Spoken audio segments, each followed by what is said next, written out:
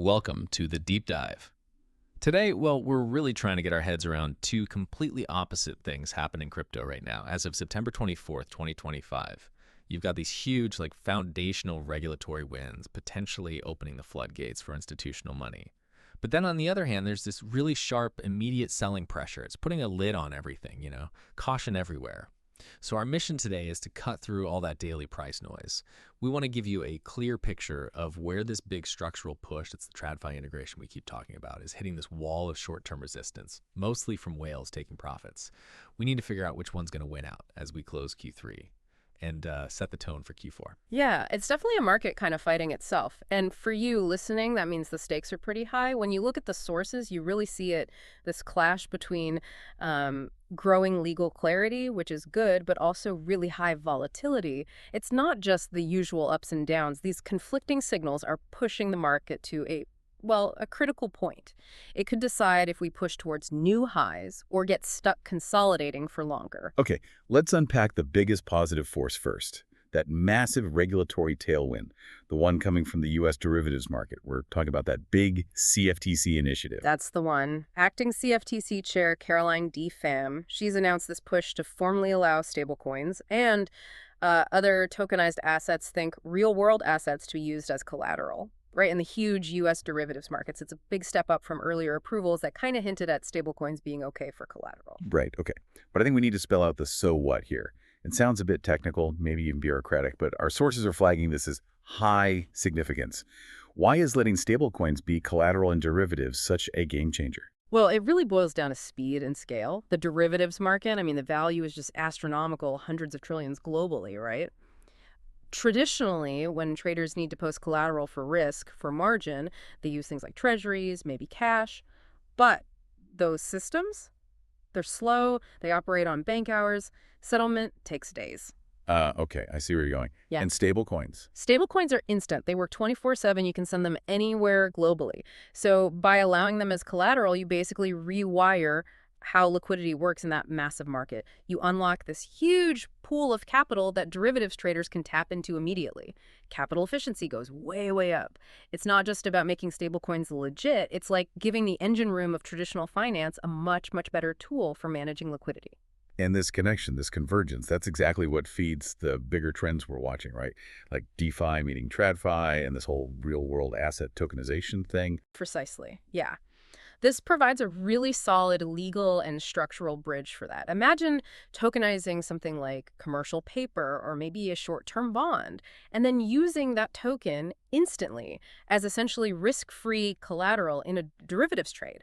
That's where the two worlds really blend. And Fidelity Labs pointed out this isn't just for trading. It fundamentally helps stablecoins become, a go-to for global payments, cross-border stuff too. Okay, so the long-term picture sounds incredibly strong with this convergence, but what about right now, like the next 24, 48 hours?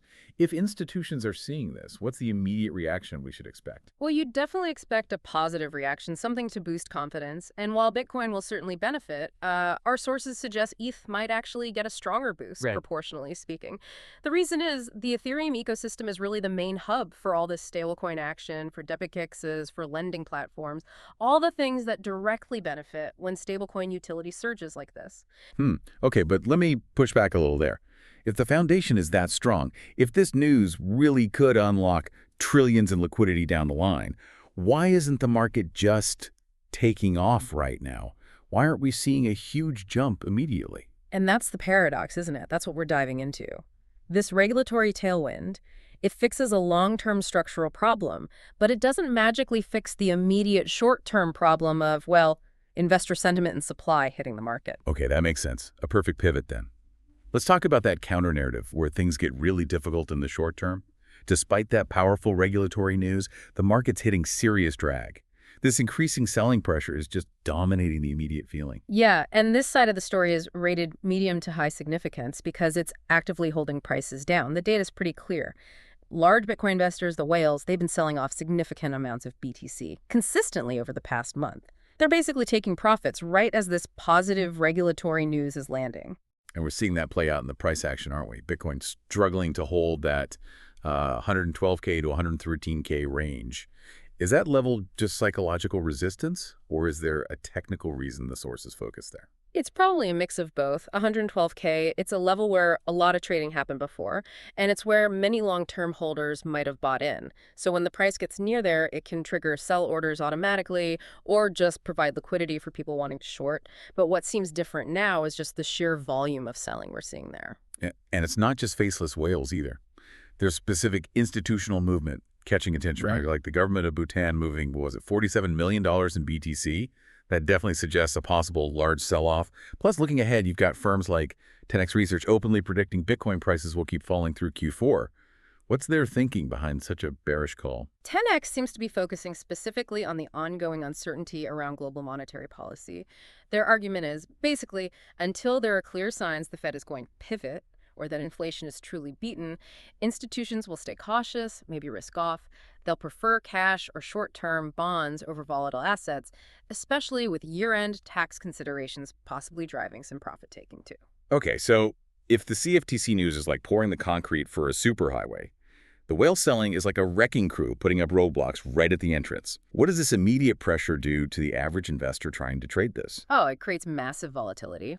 And it forces what some call a shaking out period. Think of it like someone yelling fire in a crowded theater, even if it's a false alarm. The investors who are over-leveraged or maybe just impatient, they panic. They rush for the exits, sell the positions maybe at a loss.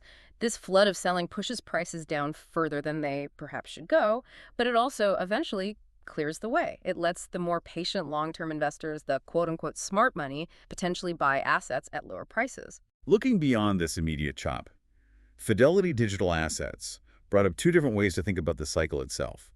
How should we interpret that? This idea that the bull cycle might be accelerating versus the idea that cycles are actually getting longer. Right, those are the two conflicting schools of thought.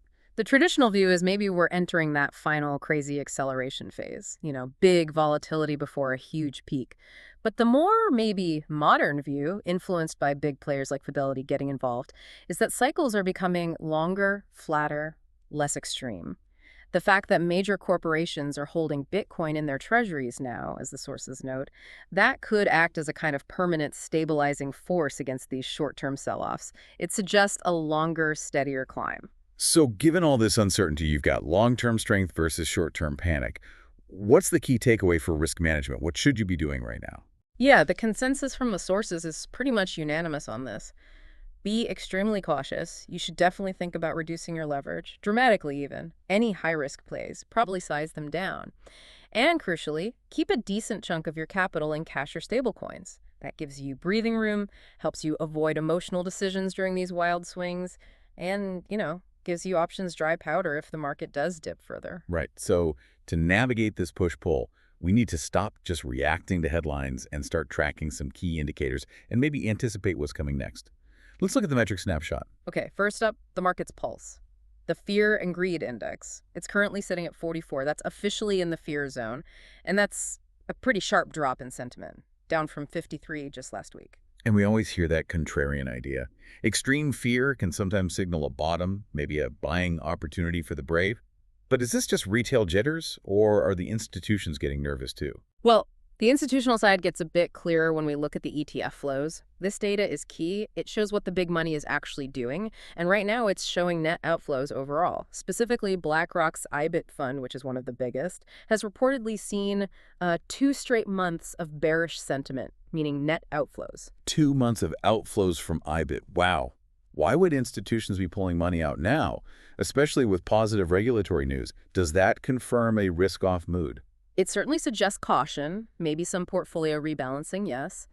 Seeing steady outflows from a major institutional vehicle like IBIT, even while good news is dropping, it hints that maybe institutions are hedging, or perhaps taking some profits off the table ahead of what could be a volatile Q4, given the macro unknowns. They're actively managing risk, seems like, not necessarily ditching the asset altogether. Okay, let's look at where the money's allocated within crypto. Bitcoin dominance, BTCD. It's around 57.7%. Analysts seem split on what that means next. Oh, absolutely split. You've got one camp saying BTCD is hitting a key resistance level. It's due to roll over. If that happens, capital would flow from Bitcoin into altcoins, potentially kicking off an alt season. But the other camp argues, no, BTCD is going to keep climbing. because until global monetary policy clearly shifts, maybe towards lower rates, capital will flock to the relative safety of Bitcoin. So which way BTCD breaks from here could really dictate the risk appetite for alts in the near term. And finally, looking right ahead to tomorrow, September 25th, there are a couple of potentially massive events, volatility drivers hitting almost immediately. First, we have to talk about the Genius Act. Yes, the Genius Act. It's super important for crypto structure in the US. It's that stablecoin bill trying to create one clear federal rulebook for issuing and regulating stablecoins. Getting rid of the current confusing patchwork of state rules, which has frankly been a headache for banks and big institutions wanting to get involved. So the upcoming Senate hearing, maybe a second vote. That's key then. What's the general expectation? A positive outcome seems widely expected. And if it happens, yeah, that could trigger a pretty significant rally, especially again for ETH and DeFi tokens, because regulatory clarity just massively boosts confidence, and the practical use of stablecoins built on those platforms.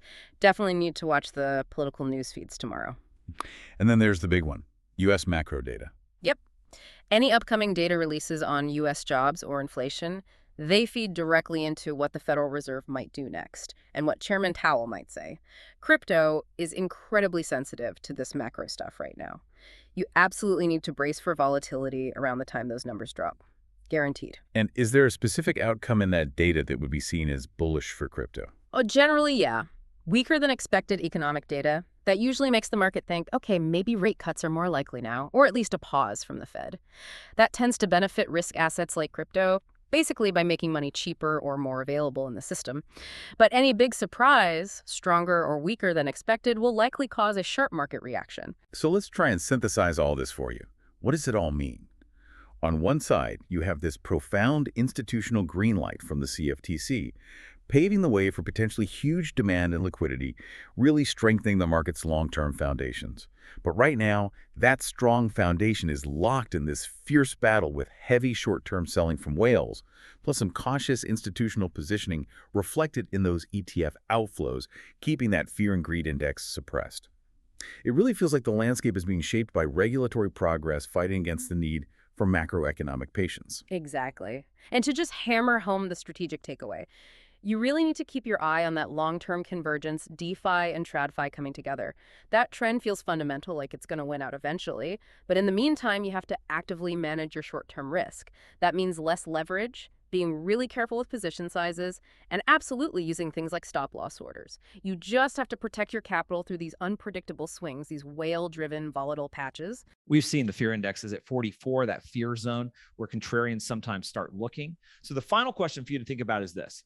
Given the CFTC's huge collateral news and the detention positive outcome for the Genius Act tomorrow, are these fundamental institutional wins strong enough to finally break through this wave of whale selling and those 2 months IBIT outflows? And if they are, which part of the market do you think responds first? Is it Bitcoin itself? Is it Ethereum? Or is it a DeFi apps built on top? Keep a close eye on that Genius Act news and those key BTC price levels tomorrow. We'll catch you on the next deep dive.